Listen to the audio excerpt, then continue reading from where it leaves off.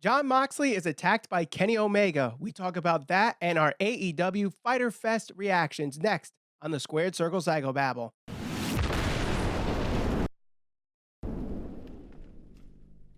Hello and welcome to the Squared Circle Psychobabble. My name is Michael Valenti. This is Ralph Valenti. Don't forget to subscribe. Hit that bell for notifications as we're trying to hit 10,000 YouTube subscribers before All Elite Wrestling's All Out. Now, All Out is happening August 31st, and we know one of the matches there is Kenny Omega versus Jon Moxley. And we got a little bit of a story being told here at the end of Fyter Fest. Jon Moxley finishing his match with Joey Janela in that death match.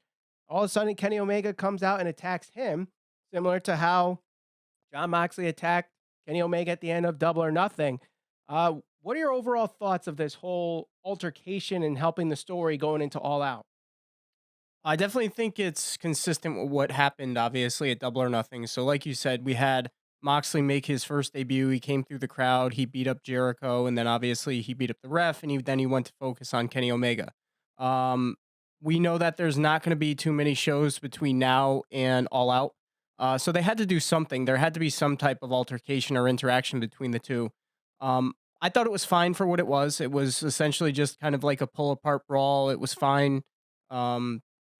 Nothing crazy, especially after the match that Moxley had, which was pretty insane. The one thing that stands out to me, which, kind of coincides with the match itself that he had with Janela, it's kind of stripping Moxley of any PG-related Dean Ambrose-esque character that he did have when he was in the WWE. If you notice, after essentially getting his ass kicked by Kenny Omega, the last real shot you have of him is he's smiling. And that is our thumbnail for this video, as people already know. As it should be. I think it definitely helped progress the storyline, push it forward, while at the same time and also kind of establish Moxley as this more or less like this lunatic fringe type character that he was supposed to be in WWE, but because of, the politics and the PG era and all of that, they couldn't really push the envelope with that character, where with AEW, it seems like they are going to be providing a much edgier type of program. And Moxley seems like he can certainly be the character that he wants to be or wants to portray. And that's what I took away from it. I thought it was done well. I think it was done well. One thing I do have to take away, though, this is essentially the go-home angle to this match. Because, unless he does some insane turnaround, Moxley's going to be in Japan for the G1. Right. So he's not going to be at Fight for the Fallen. So this is the only way they can really do anything physically between now and August 31st. So the only thing you can really do in between is stuff on YouTube. Maybe you have 2 months to build this, and I don't think promos going back and forth is going to help this match. I think the crowd, for some reason, it just seemed kind of dead to me. The crowd definitely wasn't as hot or as invested as they were for Double or Nothing, or even All In for that matter, which we know isn't an AEW show, but similar. Most of the same guys. I imagine once they get to All Out, that crowd is going to be really invested in and be much more lively and, get better reaction. But, in all honesty, I thought that Double or Nothing was far superior to this show, and as it should have been. I mean, this is really not consider one of their bigger shows. This is like a second tier show from AEW, but I certainly understand where you're coming from with the crowd reaction. Yeah, definitely. So let's move on to the start of the show with the buy-in. Got a lot of mixed reviews about the buy-in. It started off really hot, I think. I think this tag team match, the triple threat match to determine who gets the bye qualifying match spot. It's so convoluted. You get a buy. You get some type of buy in a tournament for the winners. So I do like that the best friends won, not just because I predicted it, but also they were the right team to win this. And I think the other thing too, and this kind of set the tone of how this night was going to go, was they were going to take the unknowns and really put the spotlight on them. And I think they really did a good job showing off Private Party, and the crowd was loving Private Party. They definitely got over in this match, and that was what needed to be done. The right team won, and the right team got over despite the loss. Yeah, I think so. I'm just looking at my notes that I took down here. I thought Private Party was highlighted nicely. They were really able to kind of show what they can do. I feel like Private Party, while they were good and they were able to rise to the occasion, they were just a step behind in terms of it flowed well and they did fine just in the match, but it seemed like there would be certain spots where they'd pause for a second because they were setting up for the next spot essentially. Right. It didn't flow as consistently as maybe it should have. And in comparison to Private Party, who this is probably their biggest match to date, in comparison to SCU, which those guys are obviously much more experienced and been around for a while. At least Kazarian has been. Same with the Best Friends. Right. Very subtle. But my one gripe about that, it was a little chaotic at times. Certainly not as chaotic as the triple tag match, but I'll go over that a little later on. So that's just one thing I was nitpicking on. And then obviously we got the Best Friends winning. I think Trent Beretta looks like $1 million. I think his counterpart needs to hit the gym, if I'm being quite honest. And I'm not really one to critique one's physique, but if you're gonna flex to the crowd and play to the crowd, maybe shave off half that love handle. Hit the gym, do some push-ups, do some curls. You're a professional wrestler. If you're gonna play to the crowd and flex and all that stuff, at least look the part. Right. No, I totally understand that, and I agree with you with the look of Chucky T. But yeah, I think Trent Beretta, whether he's a tag team wrestler or a singles wrestler, I think there's definitely a future for Trent Beretta, and I agree. I'm excited to see him in AEW. So, but after this match, we got a promo by the Dark Order. And honestly, I couldn't pay attention to it. I don't know if it was just my stream, but it seemed like the audio was out of sync. Because what did you stream it on? I streamed it on Bleacher Report Live. So when they actually showed the video, just the video, the audio was okay. But then when they brought it out, like they did the shots of the crowd and Trent and Chucky in the ring, it seemed so far off the audio that I couldn't even pay attention to what they were even saying. I didn't notice that. I know there was a lag from what some people were telling me if you were streaming through a Fire Stick. I just did the computer straight to the TV. Oh, I did. Apple TV is what I was streaming off of. Okay. Yeah, I mean, I think we could all agree the one thing that the Dark Order is certainly not over. It's just it hasn't caught on yet, but again, that's probably because people don't know who these guys are. Right. Unless, you've followed them beforehand, but yeah, they got a long ways to go. A thing I commented here. So the commentary certainly didn't do them any favors. This is one thing I just noted. They said the Dark Order somehow controls the lights unless they didn't pay the light bill. I found that to be terrible. Rather than kind of building towards the chaos with the lights going out and trying to put the team over, it's like they joked about they were more joking about them being in control of the lights and the light guy's in on the whole thing, and I don't know, it just didn't sit right with me. But I do obviously this seems like they're going to set up the Dark Order versus the Best Friends. At what point, I don't know. Maybe that's the all-out match that determines the first round bye. Maybe that sets up the finals. I mean, that's what I predicted in our AEW Tag Team Championship preview there. I had the Dark Order against the Best Friends and the Best Friends going over. So maybe that actually comes to fruition at some point. Well, let's move on. We have what originally a lot of people thought was Kylie Ray versus Leva Bates, ended up being Allie versus Leva Bates. So I don't know where the leaked match came out, but apparently that's wrong. So don't always believe what you see on the internet. The Librarians come out. They exchange promos, and you see Peter Avalon knocking down the mannequin that was just set up, as Kenny Omega can't afford the models and all that stuff there. To me, the gimmick is not quite there. They're doing the best they can with it. Yeah. But the crowd, I guess they were playing along with it with certain chants like hooked on phonics and books suck. Reading Rainbow. Or so I mean, they're playing along to it. And even there was a point in the match, and the commentary pointed this out, when someone was getting counted out. The crowd started counting, but they were counting very softly. So they're like, oh, they're finally listening to the Librarian and being quiet. So I do like that. Overall, though, this match was not special. And to me, I mean, you got to get people on the card. They're paid to wrestle, but I don't think this match really did any favors for anybody. Yeah, no, I mean, the match itself was what it was. The crowd was into it at some points. I don't really see the whole librarian gimmick doing any favors for either of those two. I'm not a fan of it. I'm sure most people would agree. Had WWE done something like this, they'd never hear the end of it. Right. People would crap all over it.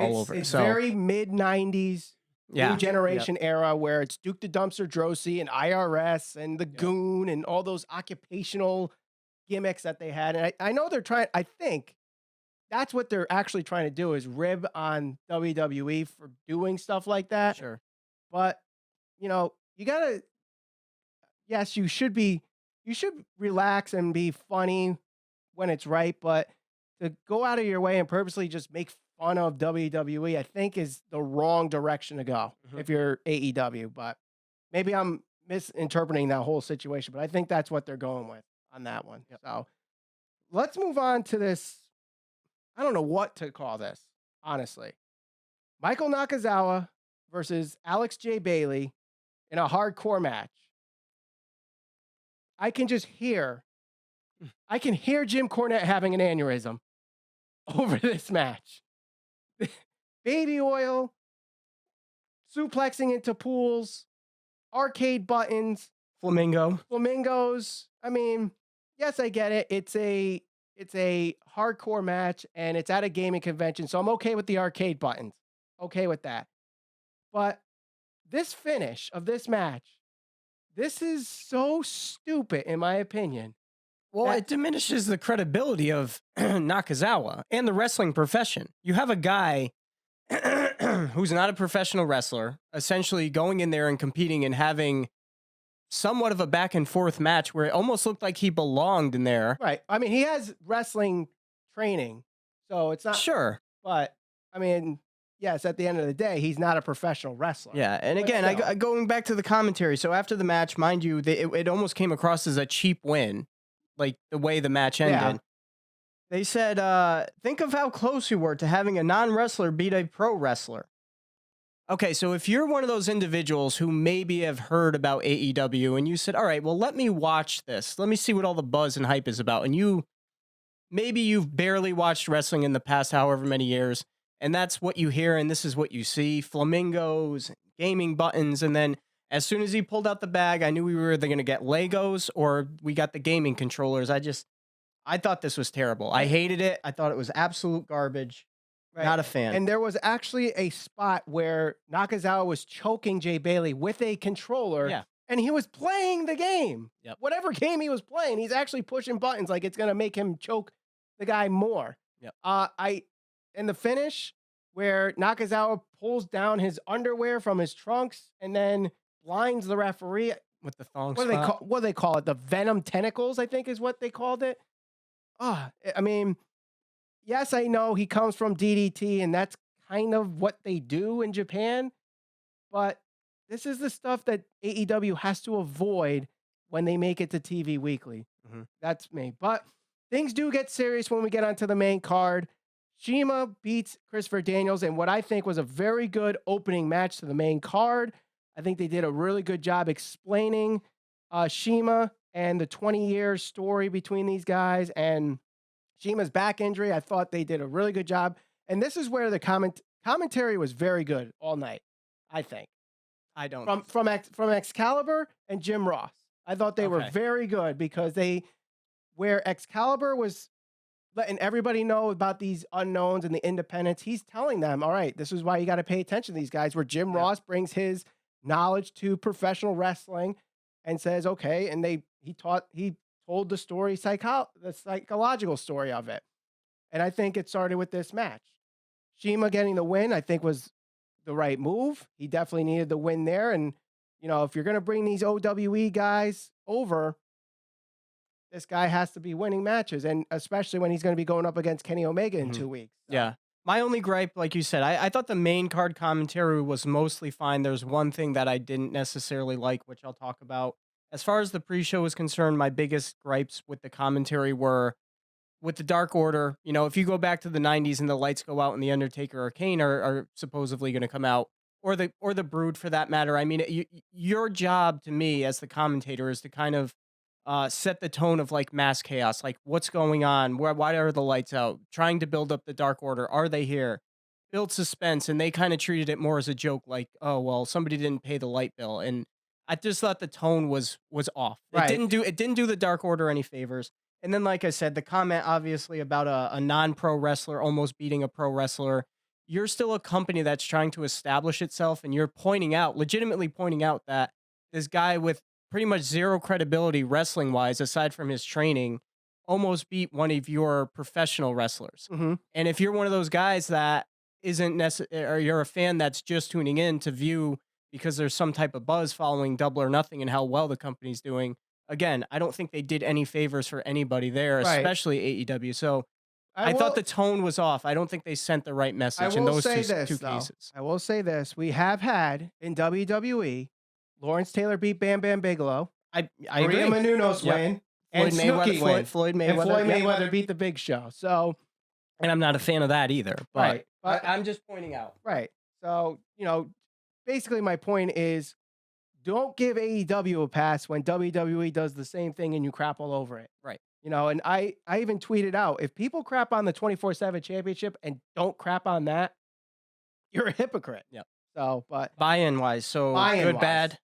Buy-in was, I didn't like the buy-in.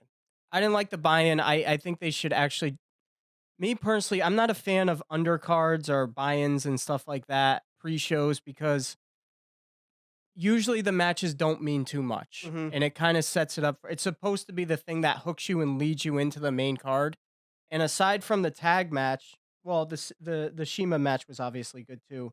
There was that a was lot the main card. Cima's That's on right. the main So card. there was a lot of stuff that really wasn't very good and very goofy and not to be taken seriously. And I can't imagine somebody who's not really a true AEW fan or somebody who's kind of followed the whole movement viewing this and being like, I'm really excited to see what happens on the main card. If Yeah. anything, I think it pushed people away more so than it drew you into the main card Right. there. But All right, let's move on back to the main card, and we had the triple threat match between Nyla Rose, Riho, and Yuka Sakazaki. I thought this match was really good. I liked it. This was surprisingly one of the better matches of the night, in my opinion. Nyla Rose looked really good as a dominant force, and that knee spot where she jumps off the top and knees Riho off the ropes, incredible spot. Mhm. Riho gets a surprise victory. Good for her. This is where things you have to be careful with AEW, stressing that wins and losses matter, though. Yeah. Nyla Rose was one of your first signees in the women's division, and it seems like you want to push her as a dominating heel or dominating force in the women's division. She's already 0-2. Right. So you're already killing her credibility by having her lose. Yes, they were, at Double or Nothing, she wasn't involved in the pinfall. And then in this one, it was a, surprise roll-up victory. Sure. Fine. But then after the match, you could have had it where Nyla just attacks both of them, clears them out, and walks out. But no, you have her start, and then the other two kick her out of the ring, and she walks away that way. I think that makes her look really bad. Well, yeah, I think they did a really good job throughout the whole match, kind of building her up. And I think they'll be able to build her up after this as well, but definitely get where you're coming from with that. It was a good match. It actually exceeded my expectations for sure. And, she's obviously much more athletic than I think most people would think. Right. So, definitely. strong showing. Yes. So, all right, let's move on to the Fatal 4-Way. MJF versus Adam Hangman Page versus Jungle Boy versus Jimmy Havoc. Let's just say it. I'm going to say it. I might get some backlash for it, but I think the wrestling community knows. MJF is the best heel in wrestling. Only because Ciampa's injured. Only because Ciampa's injured. Fine. My opinion. I'll give you that. I'll give you that. He is right there. He gets the psychology like nobody else. The promo he cut before the match, I just texted you $signs because that guy is money. He knows how to get under your skin. He knows exactly what to say. Obviously, this was at a there was a large majority of the crowd there was into the gaming and stuff, and he knew that was going to strike a nerve. The thing he said about, I used to like video games until I lost my virginity, just amazing stuff. Yep, and going into your mother's basement, and he was just amazing, just a great promo. Yep. And I like the way that, him and Hangman Page, the dynamic between those two, where they're stealing pins from each other Mm. and putting their foots on the ropes and pulling the guy out of the ring. Yeah. I like that part. Yeah. And the thing I like about him is I think he's so in touch with his character Mhm. and who he's supposed to portray himself as. The thing that I think maybe my most favorite spot of the night was when he teased like he was going to do the suicide dive, Right. and he essentially just went back and forth and That was flipped awesome. off the crowd essentially. Absolutely awesome. So that was great. And again, he's another guy. The way that the match ended, he doesn't necessarily lose anything by not getting pinned. And they were able to progress the whole feud between him and Adam Page. Yes, I think the winner of this match faces Kip Sabian, which now I assume is going to be at Fight for the Fallen because Hangman Page is already facing Jericho All Out. So, I guess this means that if you have this match, this is gonna be on TV, possibly the first main event of the first TV show. I would think, if Hangman ends up winning the championship, and then, first defense is MJF.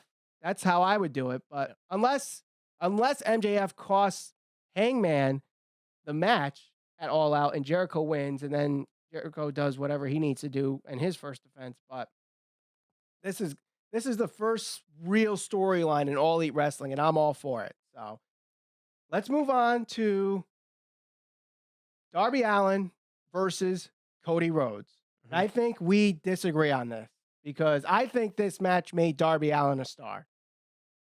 I don't think it made him a star. I think it has the opportunity, it leaves the door open to set up a rematch with him and Cody, where he could have a star-making match. I don't think this was the match that is going to, elevate him into new levels for his career. But maybe we disagree on that. Yeah, I mean, you look at this match and the story that was told, and I thought Excalibur did a really good job at telling his story. The guy just does not care. He'll throw his body on the line for everything, and he's willing to take any punishment necessary. And I thought they told that in the ring very well. Darby was basically Rocky, and Cody was basically Apollo Creed.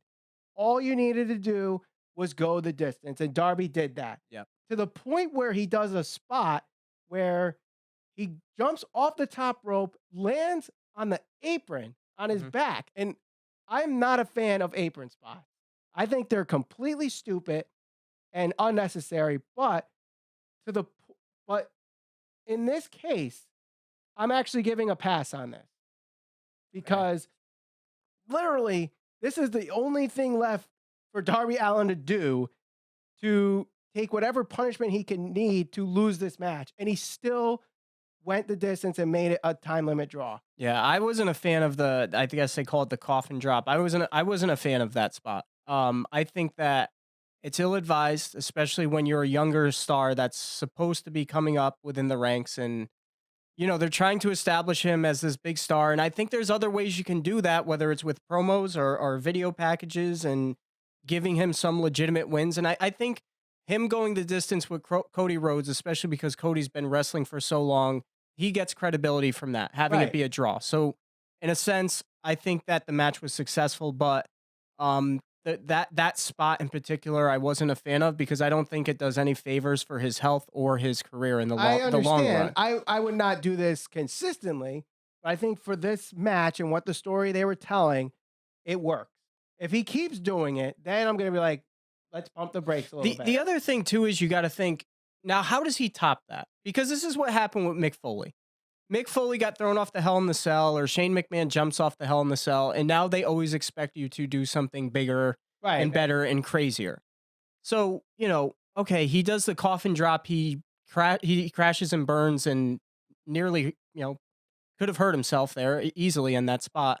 So what does he do to top that? Now he's always, every time he has a match, the fans are going to expect him to do something like that. So you got to pick and choose your spots, in my opinion. I agree, but this was his first real moment of being in mainstream media. Yeah. Yes, people have seen his matches on YouTube, and people, I'm sure, have seen his match with Jon Moxley at Northeast Wrestling. And, definitely puts him on the map. It's definitely something that people are going to be talking about when it comes to Fyter Fest. One of the takeaways is this Darby Allin guy is going to do whatever it takes and take whatever punishment he needs to win.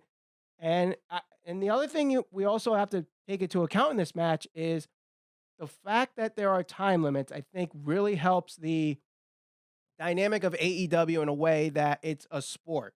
Yep. Where WWE are not really focusing on that right now. And this is something that could really separate them from WWE. Time limit.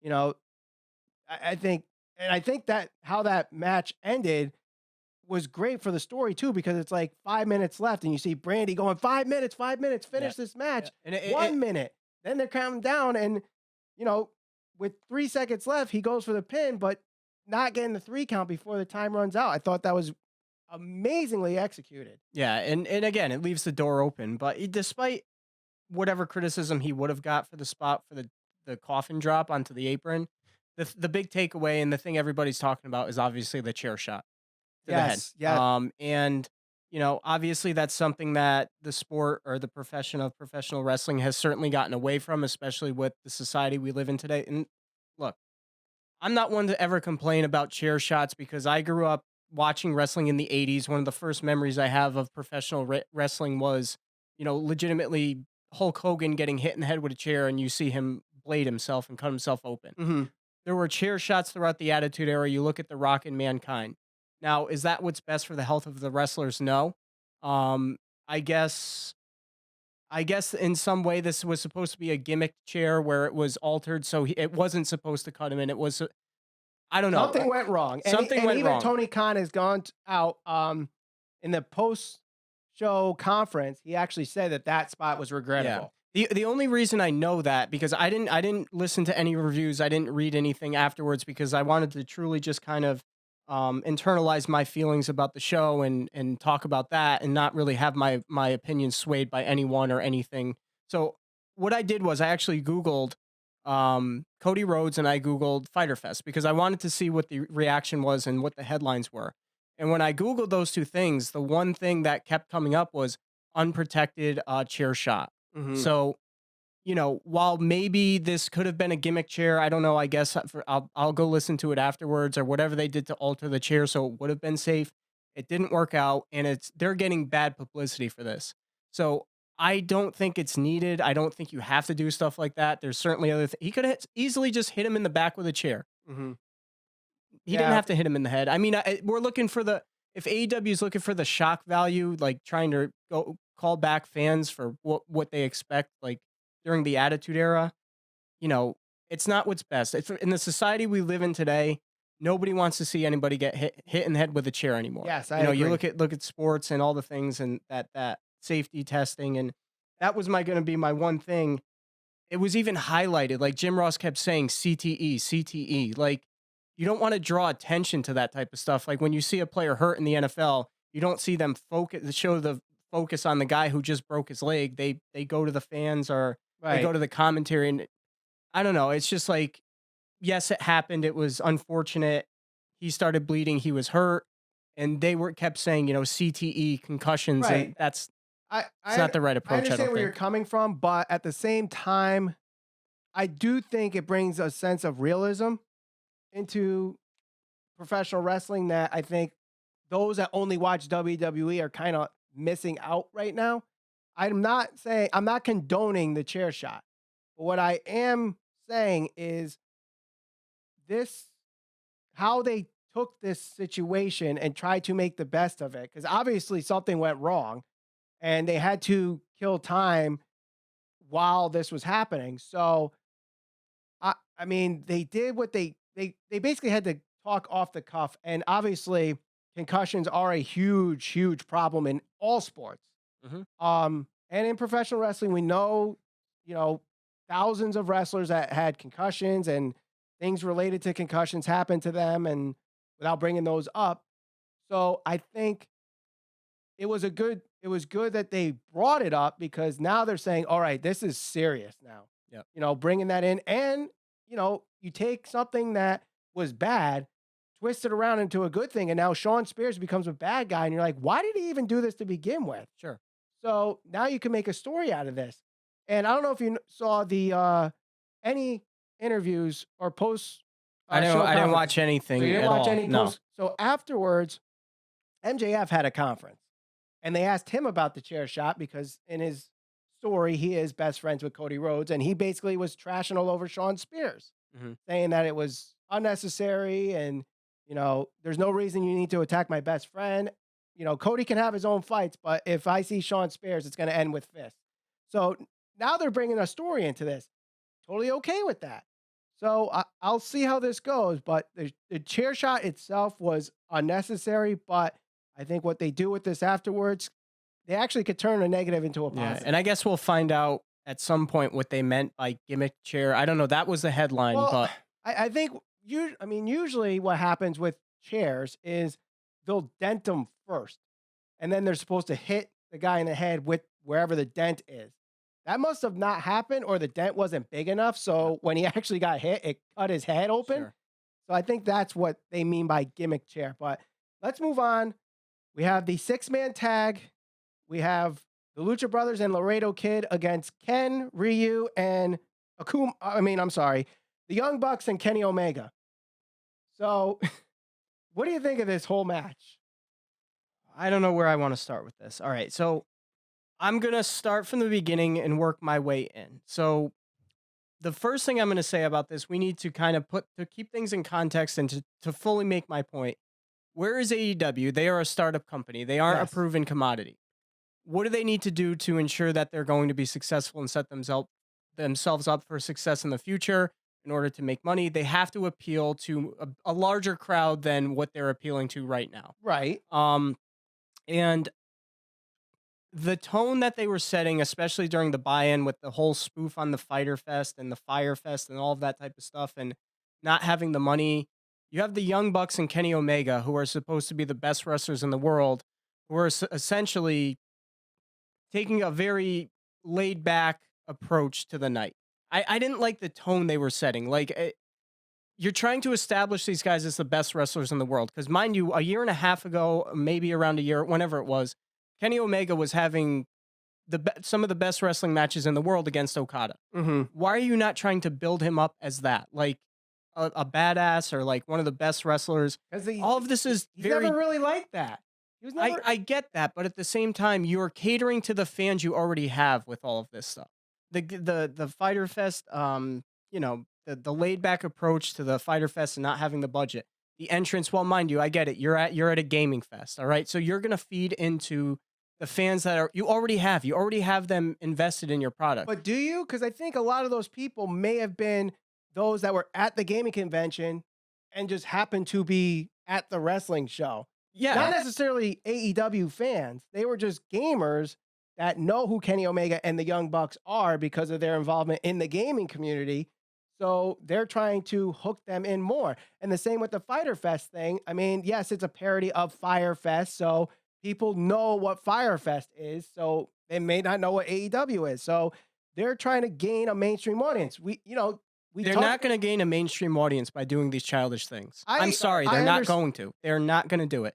And it's not consistent with the things that Tony Khan says about this being more realistic and all that type of stuff. And you have Kenny Omega, who's supposed to be your top guy, coming out, and the Young Bucks, who's supposed to be probably your top tag team, coming out dressed as, Street Fighter characters. Mm-hmm. Well, it's cool, and some people may like it, especially if you're into gaming and stuff like that.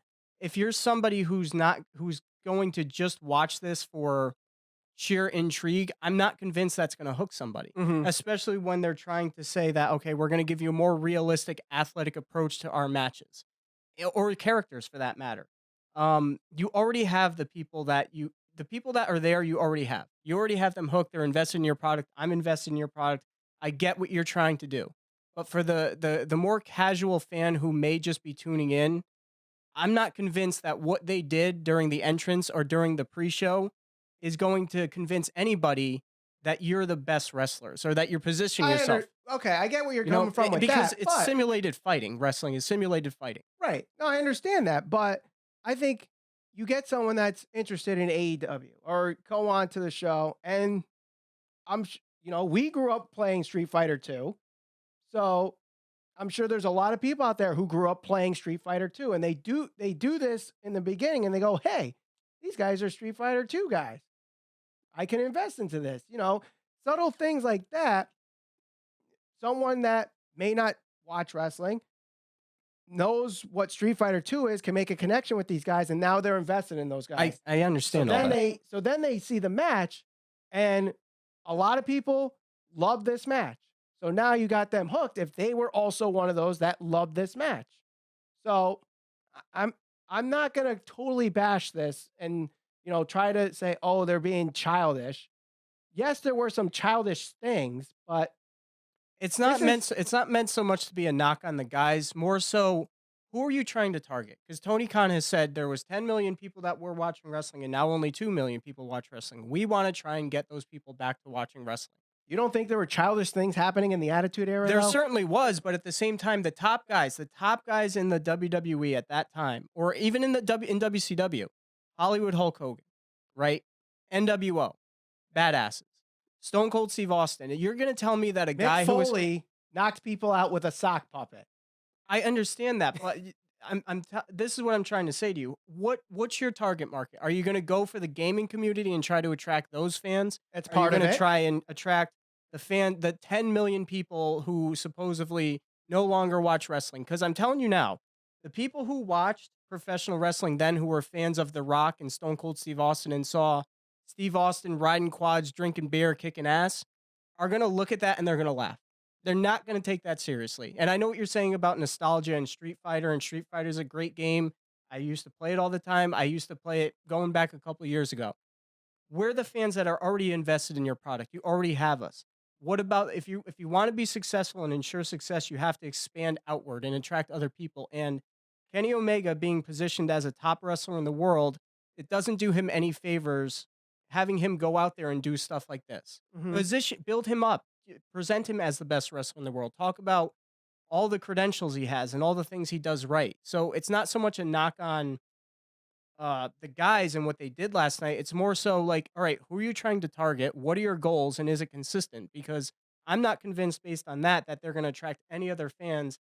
The 10 million fans, they'll probably get more people in the gaming community because that's what's geared toward, but it's almost like an identity crisis. Like, who are you trying to attract to this? That's my point with this. And then I guess we can dive into the match from that point. All right. Well, let's dive into the match at that point.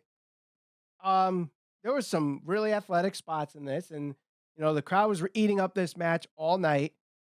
We got Fight Forever chants, and this is awesome chants. To me, it was a good match, but I'm not a fan of obviously choreographed matches. And I think that's what we got here. You could tell it was obviously choreographed. To me, it came across as very, very choreographed and very chaotic. And this was what I was going to say about the original match. So one of the points they made at the start of the night was, I forget who it was, somebody on commentary talked about how the referee is there to, ensure the integrity of the matches. They have the ultimate power. Well, they did anything but that pretty much the entire night, especially with these tag matches. You couldn't tell who the legal man was. You couldn't tell, what, it was all over the place. There was guys going in and out. The tags, you may well not even need to tag. Like, it was more of a free-for-all than it was a tag match. Mm-hmm. And when you talk about like a traditional tag match, like, it helps to build drama because of the hot tags and this and that. And, you have the guy get beat up and then there's the comeback. You didn't have any of that. And that's not really a knock on the match so much. The athleticism was certainly there. Were there great spots? Yes, but I felt like they were just doing spots to get a reaction out of the crowd. Right. And again, I think it was just so chaotic to me. Like, mm-hmm. It was all over the place. Right. I think that's kind of where wrestling is today, where that's what people want more than a story, like a storytelling type match where there's a reason why people are doing such moves and people working arms and legs and back and neck and head and whatever. That's just not how things go anymore. Now it's, who could do X and go from this to this to this to this to this and not really tell why we're doing these moves. Yeah, and that's obviously the big argument, because you get the older generation who doesn't necessarily like that, you're Jim Cornette's, and then you're going to get the newer wrestlers of today who stand behind that. Like Sami Callihan, he's very adamant that like the style that they work today, that's the style that people enjoy. And if it's successful, it's successful. And I've said this on the show before. If I don't like it, it doesn't matter if it's going to attract millions of people. And if people want to see that, you know, that's what they want to see. Right. Wrestling changes from time to time with the generations and everything else. So, all right, let's go to the main event here. Jon Moxley versus Joey Janela in a non-sanctioned match. I don't like how they introduced this match. Where I was very confused. This was so weird. Like, they're telling everybody the show is over, but the show is not over. So we're going to turn off the lights. But then when the lights turn back on, the match is going to start. Everybody's still going to be here, but there's still a match. Like, just say it's a non-sanctioned match and just start the match. If it's a non-sanctioned match and it's not really a part of the show, because didn't he say the show ends right now? Right. They had entrances, they had pyro. It's like, okay, is it a match or is it not? I mean, come on. We know this is part of the show. Just introduce them and let them fight. Right, exactly. But definitely for a death match, this was a good match. And we saw barbed wire, we saw thumbtacks, we saw tables, we saw ladders, chairs. Oh my. I liked this match. I thought it was an entertaining match for what it was. And definitely, as we said in the beginning of the show, definitely took any PG aura that Moxley had going into this. It's now completely gone. Mm-hmm. Joey Janela, the story was he does not mind if he dies in the ring, and he'll do whatever it takes to do that. And, you know, sacrificing his body onto barbed wire, going through tables, doing an elbow drop from the ladder through a table, the thumbtacks at the end where he's, you know, thrown all over. And I don't know what the move is called. If anybody knows, let us know in the comments. Where Moxley just basically throws him up in the air, kind of like how almost like it's supposed to be like like he's gonna suplex somebody. He just throws him. Yeah, like how Randy Orton just throws people onto the table. Same thing. I don't know if there's an actual name for it, but you know, and I do like how Janela just sells the hell out of everything. Like he's going. I don't think that was so much. Pain. I don't think that was so much selling. I think he was legitimately in anguish at that point. But. Yes, but the way just his faces through it all and screaming just really helped him. The same thing that you said about Chucky T's has got to be said about Joey Janela too, where he just looks a little flabby. Pale, fishy white. Yes, exactly. As Jim Cornette would say. Mushy. Yes. But I think this was a great way to show Joey Janela. Obviously, Moxley looks really strong at the end, and we already talked about what happened afterwards. So yeah.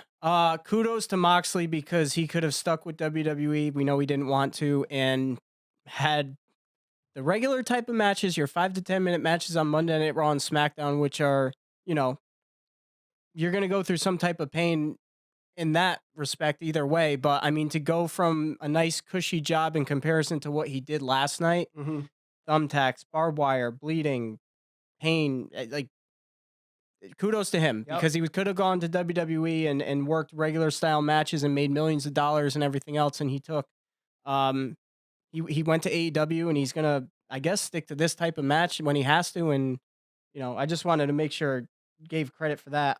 Yeah, I mean, as far as Joey Janela is concerned and his physique or lack thereof, you know, I mean, what is his character? I think it works for him. Yeah. Going back to like Cactus Jack or Dude Love or that character, Mick Foley, he wasn't in the best shape. But I didn't mind this match. I thought it was good. There were certain points where, you know, obviously a lot of crazy things were going on, but I thought it was good. Again, the point that I made earlier, like, where do you go from here? Because now the fans are going to kind of expect this type of stuff. And, you know, the barbed wire, the thumbtacks, all that type of stuff. Like, how do you top that the next time you have an unsanctioned match or a hardcore match? Because the fans are certainly going to expect bigger and better every time you do things like this. Right. So last thought here. Obviously, we saw the guys that we all know, but we saw a lot of people that you may have seen for the first time. So who do you think of the quote unquote unknowns came out of the Fyter Fest the strongest, or the one that is going to create the most buzz out of? Are we considering MJF an unknown or more of a mainstay?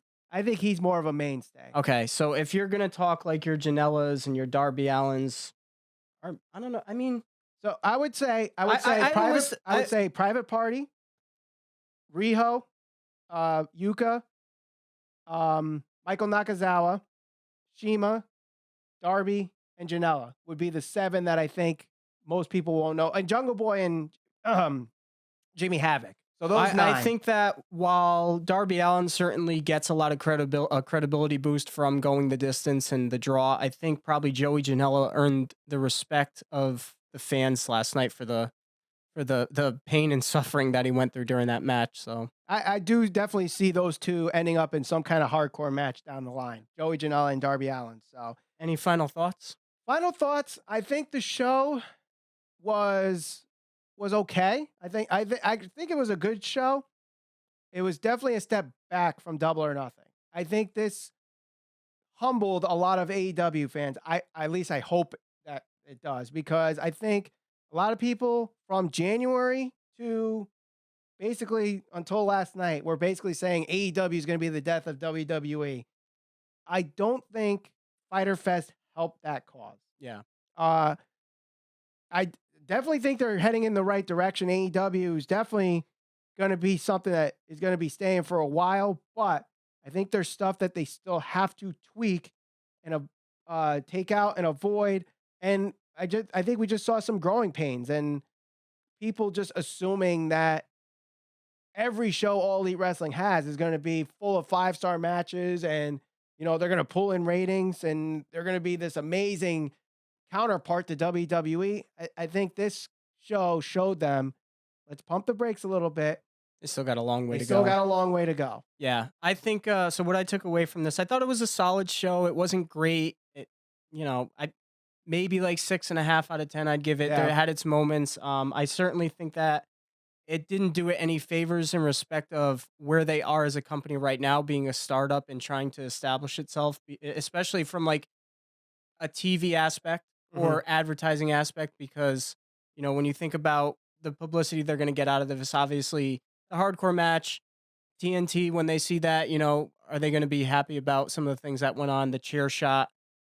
So there is some bad publicity, but they did some good stuff too. So Right. it was solid. It wasn't great. Sure. So let us know in the comments what you think of Fyter Fest. Was it a great show? Was it an okay show? Was it a bad show? Let us know in the comments. Don't forget to share this all over social media. We're on Facebook, Instagram, and Twitter at SCPB Podcast. Subscribe and hit that bell for notifications. We're trying to hit 10,000 YouTube subscribers before All Elite Wrestling's All Out. Ralph Valenti, my name is Michael Valenti. Thank you for watching the Squared Circle Psychobabble.